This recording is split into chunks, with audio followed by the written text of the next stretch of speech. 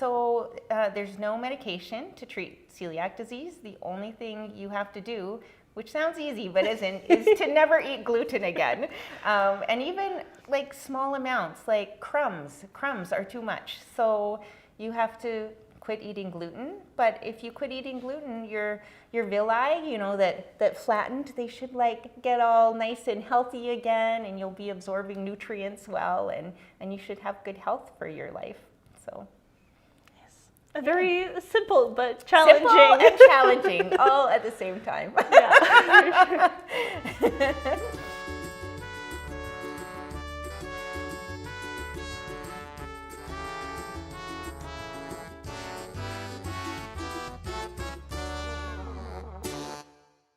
Welcome to Gluten Free YYC.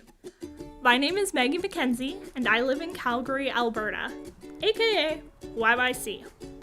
I've been diagnosed with celiac disease for about 10 years now, and that means that I can't safely eat gluten. Celiac disease is an autoimmune disease, and it causes a permanent disability to digest gluten. And gluten is found in wheat, in barley, in rye, and in triticale. And it's a protein. When you are diagnosed with celiac disease, that means that you cannot digest that protein that is found in gluten. Eating gluten-free comes with plenty of challenges, but eating out is one of the biggest. Today, instead of showing you some of Calgary's fully gluten-free restaurants and bakeries, I have the opportunity to chat with Emily from the Calgary Celiac Association to learn about how they support people with celiac disease. My name is Emily Halliday, and I work for the Calgary Celiac Association, and I'm an events coordinator. Oh, nice. Mm-hmm. How did you get involved with the Calgary Celiac Association? Well, my daughter was diagnosed when she was 10. I felt like I wanted to join the association so she would feel part of a community. Mm-hmm. But then it was actually more for me. I felt more part of a community. I didn't think I needed to, but I did. So initially, I'm really into travel. So initially I joined the education committee, and I would do presentations on traveling to different countries, gluten-free. And so that was great. And then I got involved with just whatever the education committee was doing to promote awareness of celiac disease. And now I'm on the Celiac 101 committee. So we do like an online 101 course for people who are newly diagnosed. Yeah, so that's kind of how it started, but that was like 10 years ago. So I just kind of keep rolling along and volunteering, and now they actually are paying me to do that event coordination. That's awesome. Yeah. Now I'm just curious, could you talk a little bit more about the 101 course? Oh, yeah. So what we do is we go through like all the sort of medical side of diagnosis, like what it means when you get diagnosed with celiac disease, and we just like educate people about what's going on with your small intestine, when you consume gluten, and we talk about like where you find gluten, and so that they can eat safely, and then also like how to deal with the social side of having celiac disease. So when you go to someone's house for dinner, like how to navigate that. When you go to a restaurant, what should you do? And also traveling. And how to read a label. When you go to the grocery store, like what do you look for? Because sometimes it's really overwhelming when you first get diagnosed and you walk into a grocery store and you're like, okay, well, now what am I going to eat? So, and then we're there to answer questions too.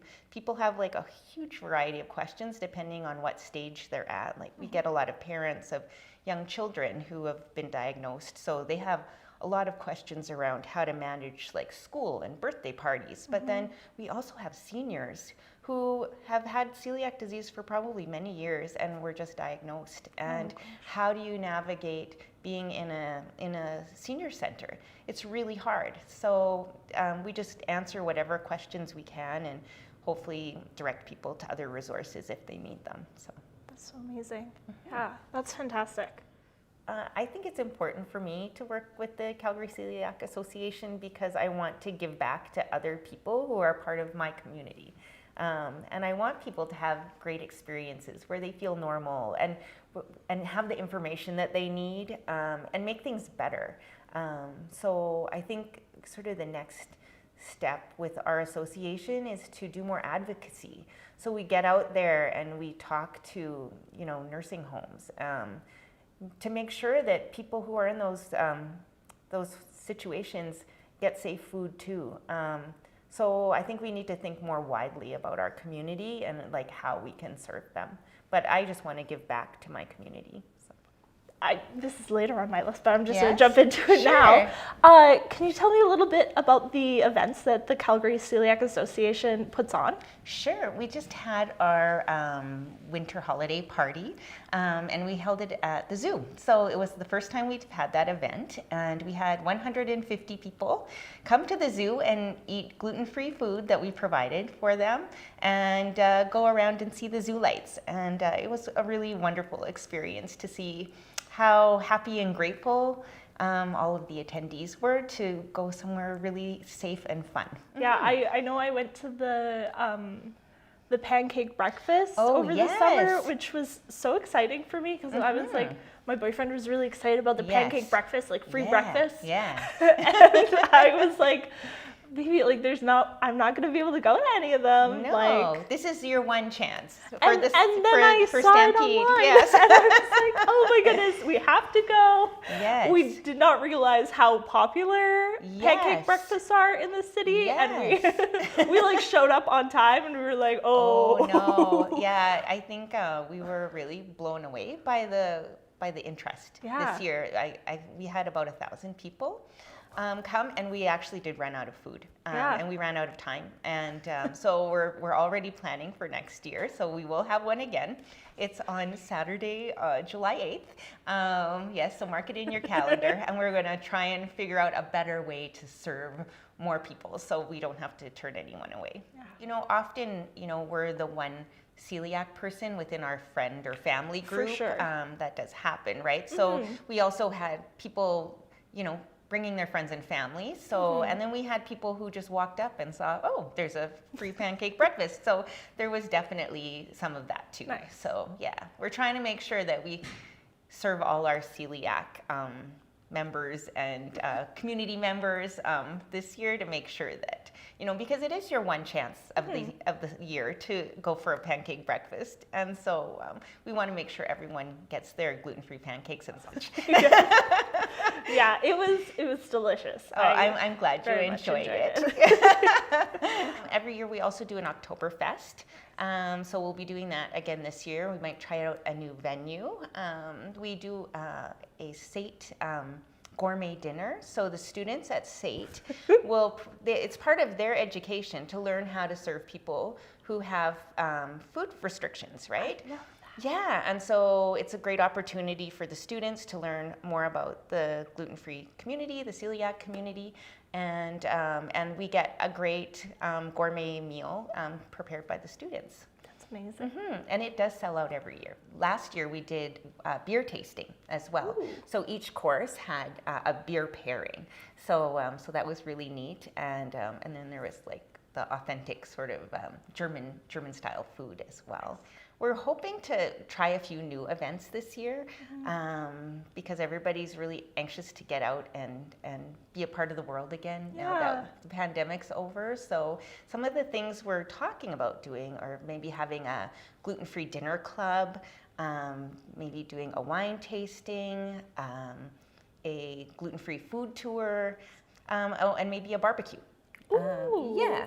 That would be lovely. Yeah. So anyway, we're working hard to come up with some new ideas. Oh, I didn't want to forget, we do have a kids camp too. Oh, that's amazing. Yeah. So what ages is it for? It's for like kids in elementary school. Oh, nice. So they get to go to camp, and everything's gluten free. So they can just go and enjoy camp, and they don't have to have any conversations about, is this okay for me? Can I eat this? Is this my food? Like when you go to a regular camp. So yeah, so that's nice for the kids. That's awesome. And like, what kind of activities do they do? Is it kind of like? It's just like a normal camp. Nice. Yeah, so they like do all the outdoor things, and like it's really has nothing to do with them being celiac. Yeah. They're just going to camp, and it's a safe place for them to be. And we're also starting a kids meetup again. We used to have it before the pandemic, so kids can get together with other kids who also have celiac disease, so they can just like feel normal together.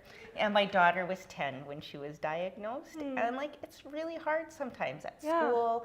And we did send her to camp, and it was always like a big negotiation around food, and sometimes kids weren't very nice, and sometimes adults didn't get it, and you know, so like it's nice.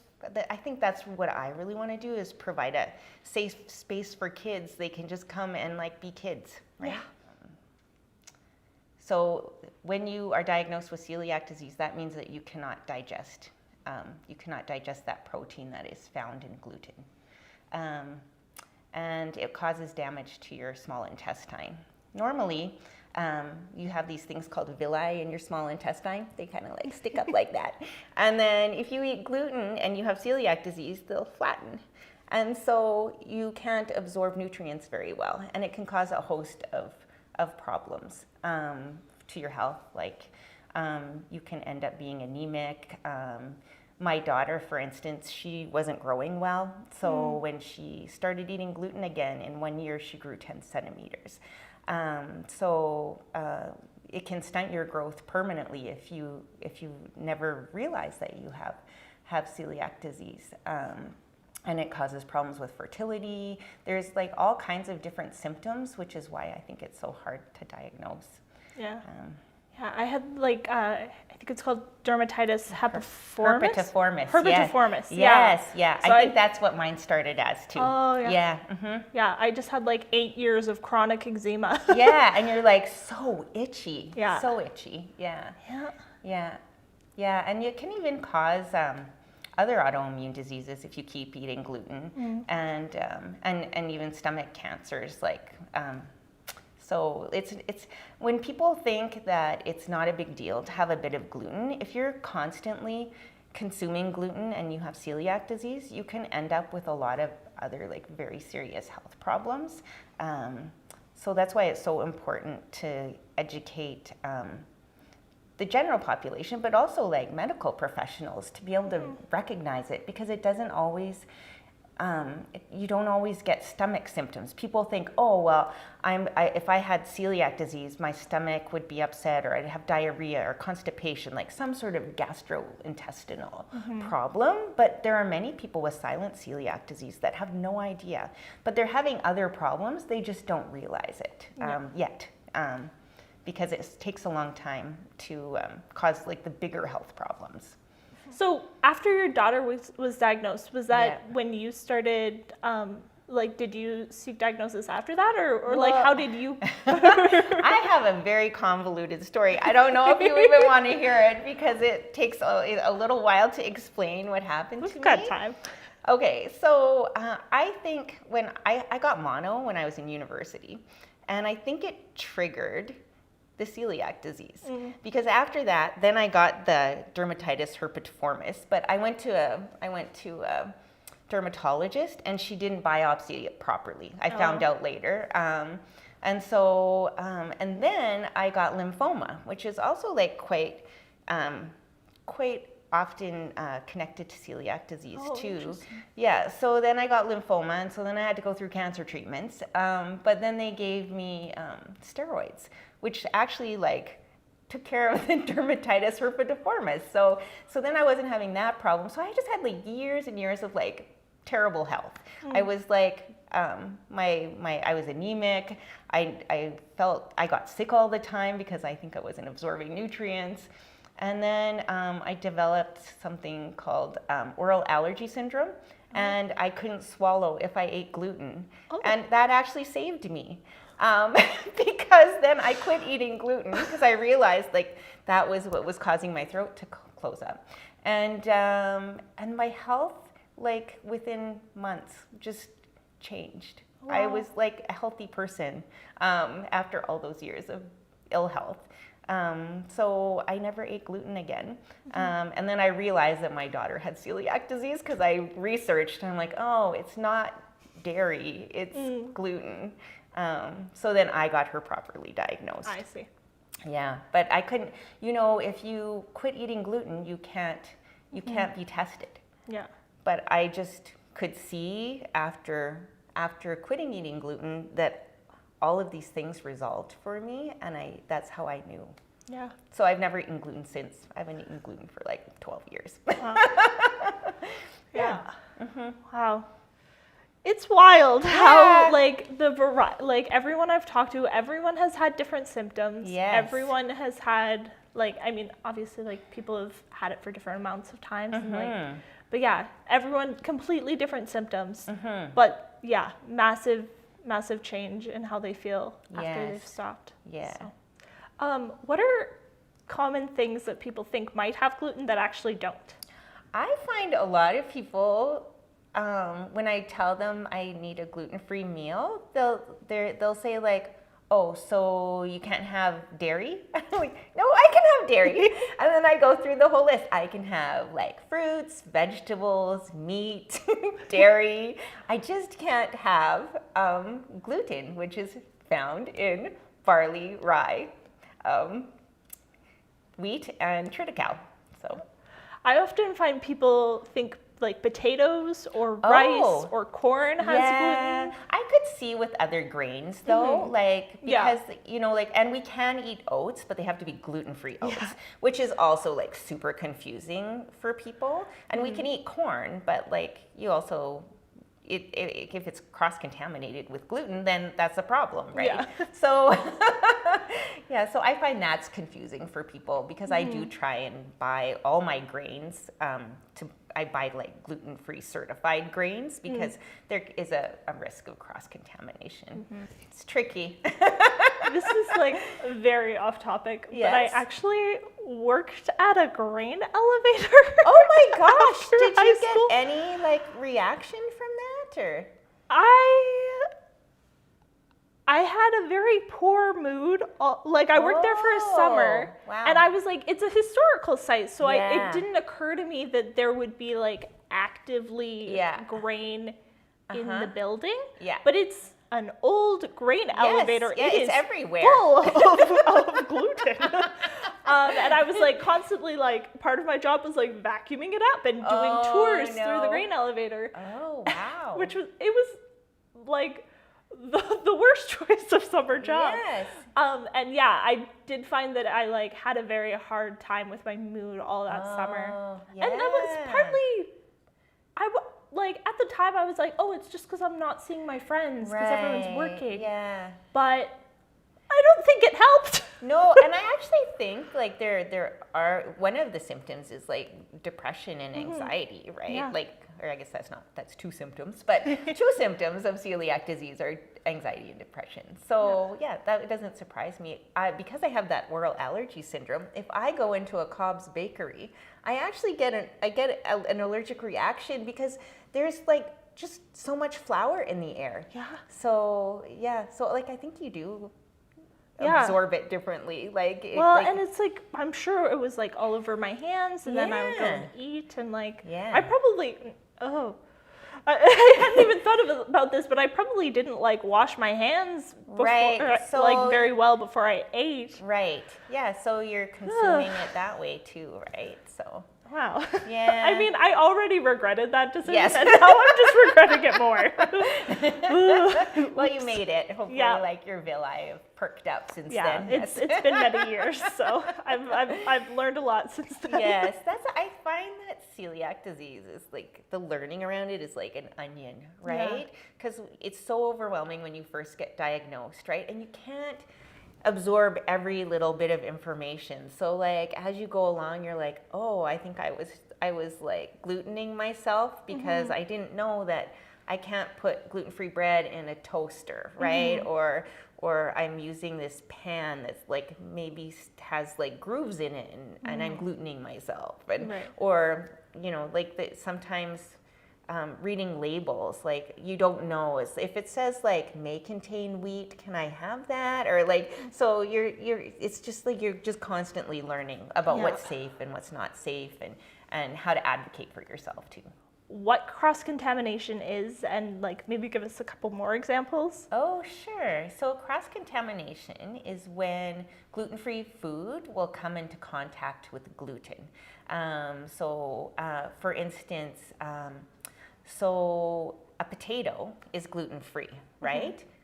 French fries could be gluten-free. But if you put gluten-free potatoes in a fryer where you've been cooking chicken nuggets, that is not gluten-free anymore, because now your gluten-free potatoes are coated with gluten from the breading. So, so that's one example. We just started making gluten-free pasta from scratch. Oh. Yeah. So, so we bought a pasta maker. But say if I loaned my pasta maker to someone else and they made gluten pasta in that pasta maker, I could no longer use that pasta maker. Right. So because the gluten-free pasta that I would make would end up being contaminated with gluten from the gluten pasta. We have lots of information on our website. So we have like handouts if you're feeling stressed out about grocery shopping. There's a grocery shopping handout. Say you are a senior and you want to communicate with your care home about your needs. We have a brochure for that. So we have like a lot of information resources, and then we also provide education through our Celiac 101 course.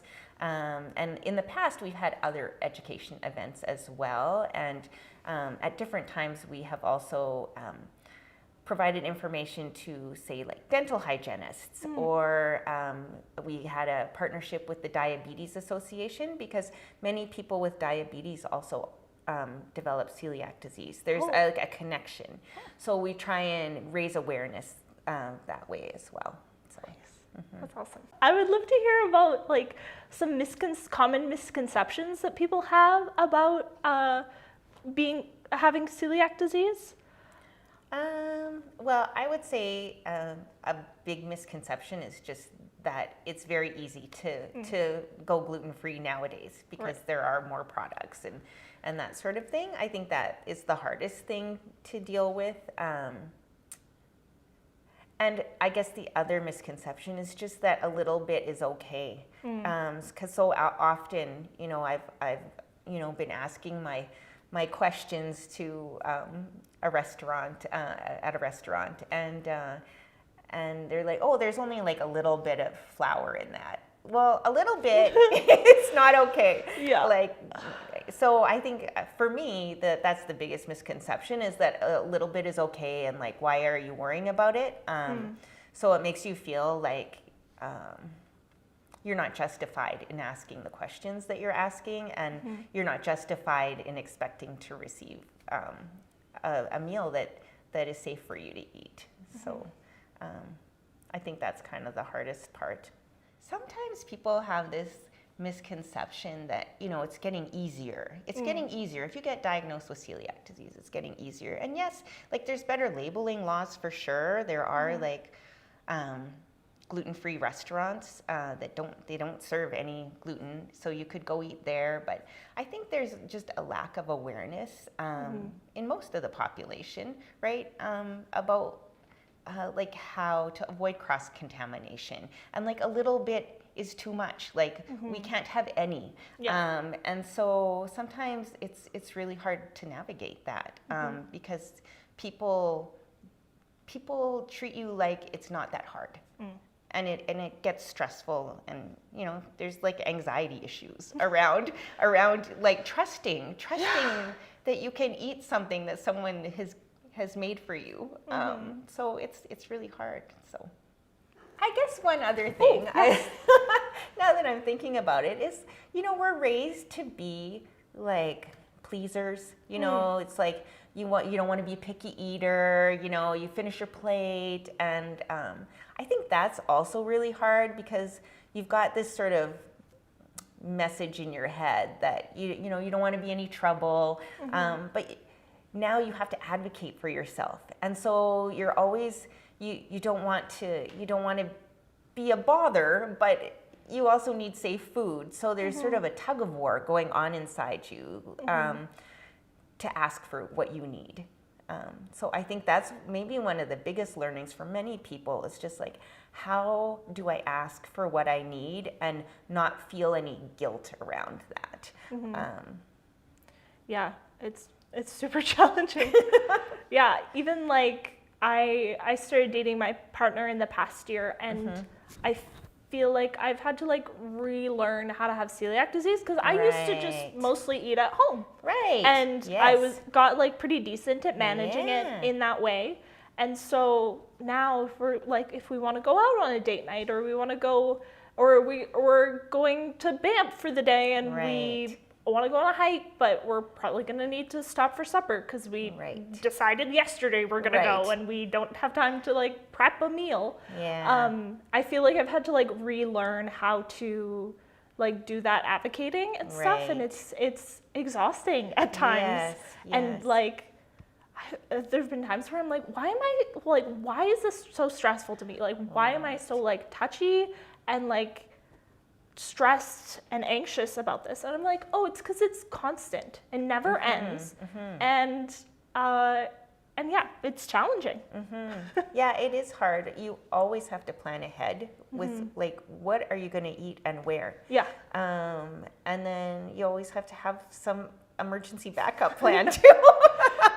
So yeah, it's really hard, and I see it with my daughter too, because she's a university student now in Toronto, and you know, she's busy, right? But she's always got to, before she walks out that door every day, she's got to figure out what she's going to eat. She might be gone for 12 hours, but she's got to figure out like, where is she going to get food? What can she bring along? And it's just a constant kind of stressor, right? You can't just I hear it often actually from other like parents, you know, it's busy raising kids, they're doing activities, and many families can just go through a drive-through, right? You know, it's like they're going to hockey practice or dance practice or whatever it is, and they need some food, but like, where are you going to get your celiac kid food while you're doing all this? And it takes longer. You can't just like zip in or go through a drive-through, like if you have to go and get some food.